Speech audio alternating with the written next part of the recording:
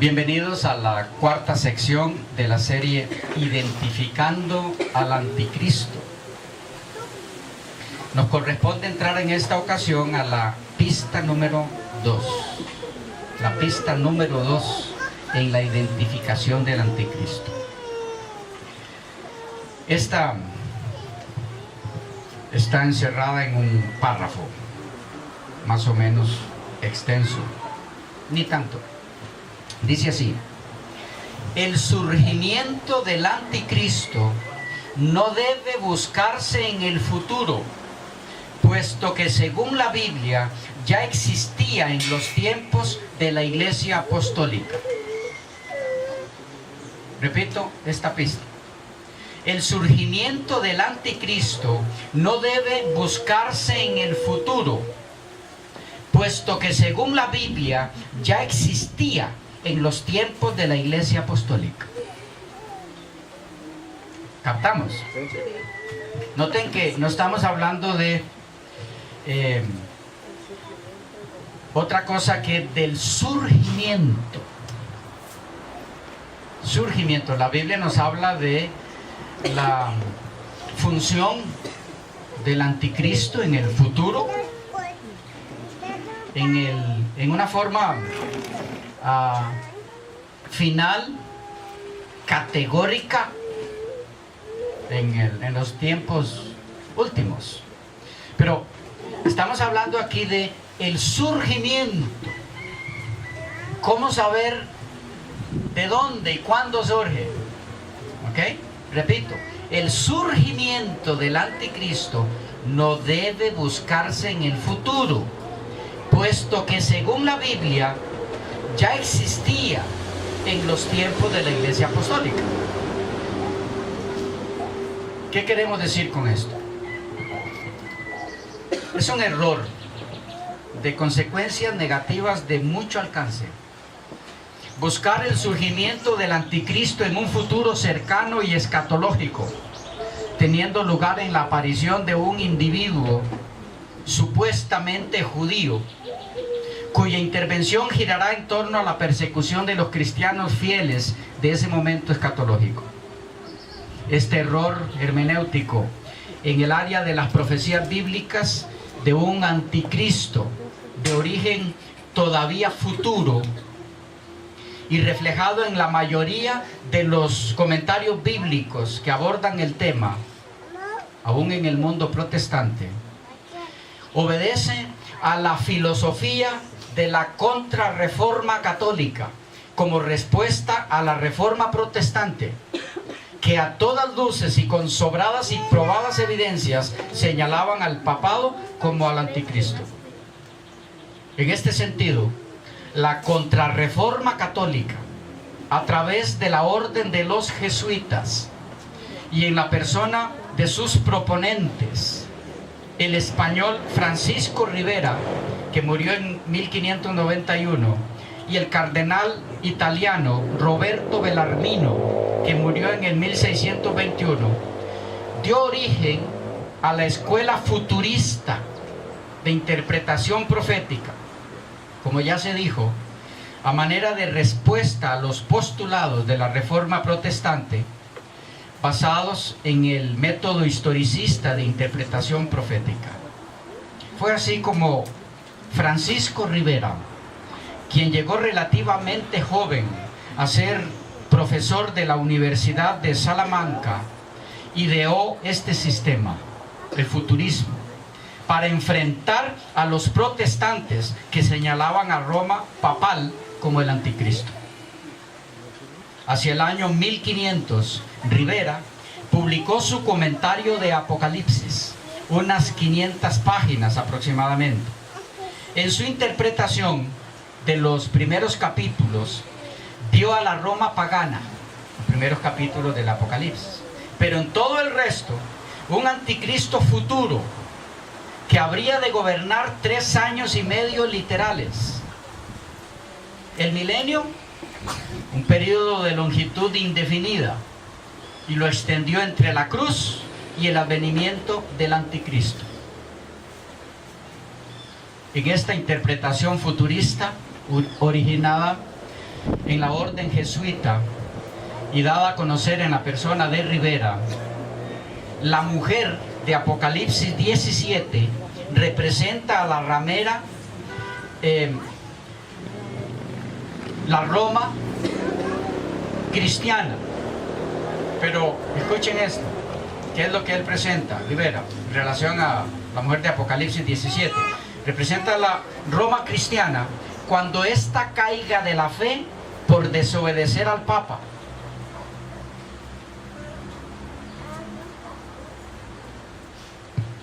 Esto es un evento futuro y afirma que será destruida por eso mismo. Pero, según Rivera, ninguna profecía señalaba a la iglesia de Roma de su tiempo, sino a la Roma pagana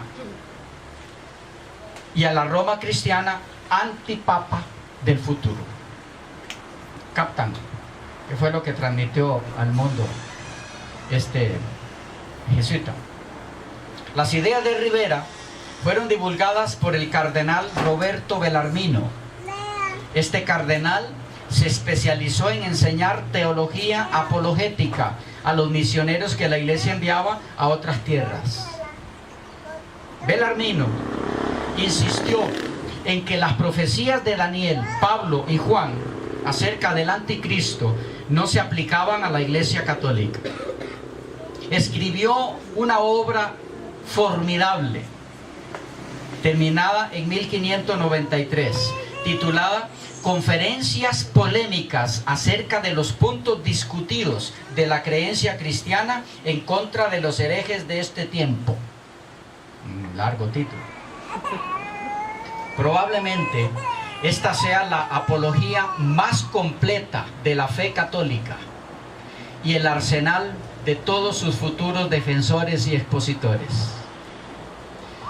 Este representante de la orden jesuita supo encontrar y explorar los puntos en que los intérpretes protestantes diferían entre sí.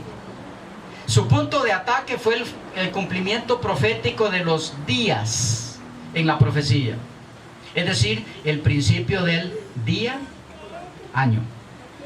También comprobó, esto entre comillas, que el nombre de Lutero equivalía al 666, etcétera, etcétera. En su interpretación, el anticristo será un judío individual que llegará a dominar el mundo durante 3 años y medio literales. El cuerno pequeño fue Antíoco IV. Él fue el que vendió esta idea por primera vez. El Papa no es el anticristo, decía, del momento que su trono, el del Papa, no está en Jerusalén, ni en el templo de Salomón.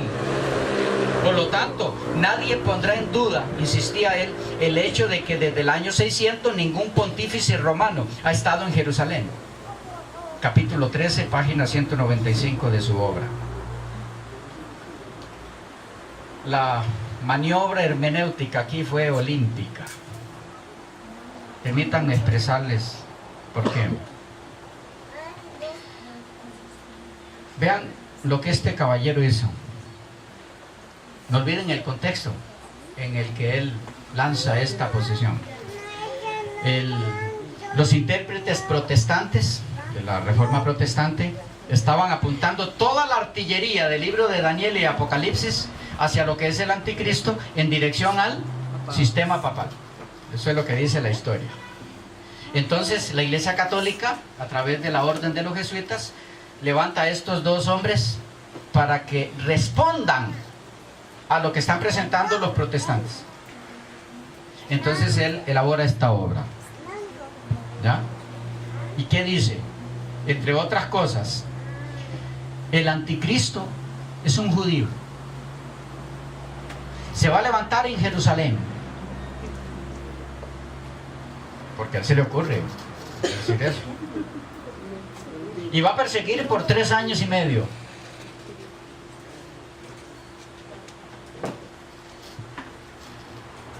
Vean la maniobra hermenéutica de la que les hablo. Él dice, el anticristo, un judío, surgiría de Jerusalén en el futuro. Hacia esa dirección hay que apuntar a fin de identificarlo. ¿Qué es lo que él está haciendo? Desviando hacia donde estaban apuntando los reformadores. Él dice, no, va a surgir en Jerusalén y es un judío, allá es que hay que apuntar. Pero esperemos un momento. Siendo que esto es así, porque ya él lo demostró, por lógica simple, el Papa no puede ser el anticristo porque su trono no está en ese lugar. ¿Ven qué simple? Sencillo. Y toda la argumentación bíblica hasta los dientes utilizada por los reformadores, fuera. Ahora el anticristo es un judío, se va a levantar en Jerusalén, va a perseguir por 3 años y medio. De un, ¿cómo se dice? Soplido. Con un soplido. Tiró toda la argumentación de la Reforma Protestante en esa dirección por tierra. Digo olímpica porque su lógica simple enlazó con el tiempo incluso algunos de los más reconocidos expositores protestantes de la época. Y hoy día la situación no es diferente. Es lamentable, pero no es diferente. A manera de prueba, busquen cualquier comentario bíblico sobre Daniel y Apocalipsis y mirarán los postulados de Belarmino absorbidos en forma impresionante en esos comentarios protestantes, con poquísimas excepciones. Incluso en las esferas que en un tiempo se mantuvieron en defensa del método historicista, que fue el que utilizaron los reformadores, hoy día proliferan cada vez más por aquí y por allá los defensores del método futurista jesuita, fácil de identificar por su concepto de 3 años y medio literales de persecución en el futuro.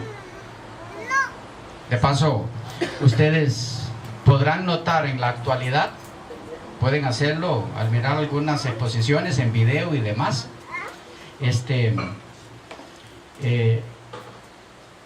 tipo de argumentación. Para mí es muy lamentable saber de hermanos adventistas abrazando ese concepto. He recibido en varias ocasiones consultas sobre esto, de hermanos que quieren saber de que si es cierto que habrá 3 años y medio literales en el futuro para ciertas actividades que se realizarán allí. Y esto no ha venido por escuchar exposiciones de un evangélico, un representante del mundo evangélico, protestantes siquiera, sino aún más cerca de nuestro ambiente. Esto es lamentable. Cuando usted empieza a escucharlo, donde quiera que mire eso de 3 años y medio de persecución en el futuro, sepa que se originó en la orden jesuita ese concepto, para desviar lo que en verdad es el anticristo, la vista de lo que en verdad es el anticristo. Estos 3 años y medio, luego vamos a ver de dónde salieron por lo menos su aplicación al futuro, tiene que ver con la última semana de las 70 semanas de Daniel, que la cortan a la mitad. Bueno, la Biblia es la que la corta a la mitad, la última semana de Daniel, pero todos sabemos que esa segunda parte de la última semana de Daniel es profética también, no es literal, y que concluye en el año 34 de nuestra era. Vamos a ver eso cuando entremos a su momento. Lo que hicieron estos caballeros fue tomar eso y lanzarlo a futuro. En verdad, ellos no hicieron esa parte específica, la hicieron otros, en este caso protestantes, que tomaron esa idea y se la aplicaron a las 70 semanas en forma más específica y luego la lanzaron en esa forma. Este sistema futurista fue adoptado más tarde por la Iglesia Alta Anglicana y por los fundamentalistas, los hermanos de Plymouth en Inglaterra, y fue reflejado en la Biblia de Scofield en América. Ustedes van a encontrar en los lugares donde venden Biblias, librerías cristianas, una versión que se llama la Biblia Scofield. Esa Biblia es la Biblia con los comentarios de este señor Scofield, que lo que presenta allí es toda la posición futurista de las profecías originada en Rivera y Belarmino, pero ahora presentadas por un protestante. Y notarán ustedes que es una de las Biblias, o por lo menos es muy usada en el mundo protestante, y sus comentarios son muy respetados. Esa es la parte triste. ¿Por qué? Porque no se originaron en las Escrituras, ni siquiera en el protestantismo, sino que tuvieron su origen precisamente en la Contrarreforma católica. Así que cuando usted va a comprar una Biblia, no lo haga descuidadamente. Piense bien. ¿Qué significa? Comentado por Scofield. Ay, ¿quién era ese señor y qué creía y por qué creía eso? Últimamente los cristianos como que hemos actuado muy ingenuamente y nos confiamos de todo lo que nos ofrecen. Eso es peligroso. Esta misma idea futurista del anticristo es la que da lugar luego, o sobre la que se basa la doctrina de un rapto secreto, después del cual daría comienzo la obra del anticristo futuro durante 3 años y medio literales. Ahora bien, volviendo a nuestra pista número 2. ¿Cuál era? En sus palabras. Bueno, los que lo tienen anotado igual. El surgimiento del anticristo no debe de buscarse al futuro.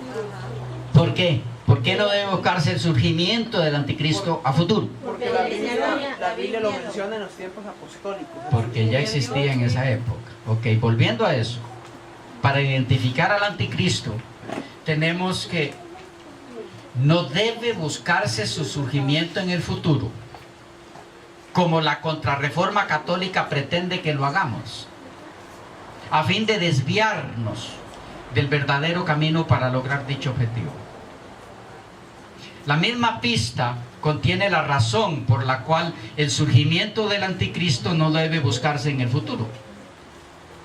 Y esta es, como lo mencionaban ustedes, es muy importante que ya lo hayan grabado en sus mentes, que según las Escrituras del Nuevo Testamento, el anticristo ya existía desde los tiempos de la era apostólica. ¿Tiene alguna solidez esta razón que da lugar a la segunda pista?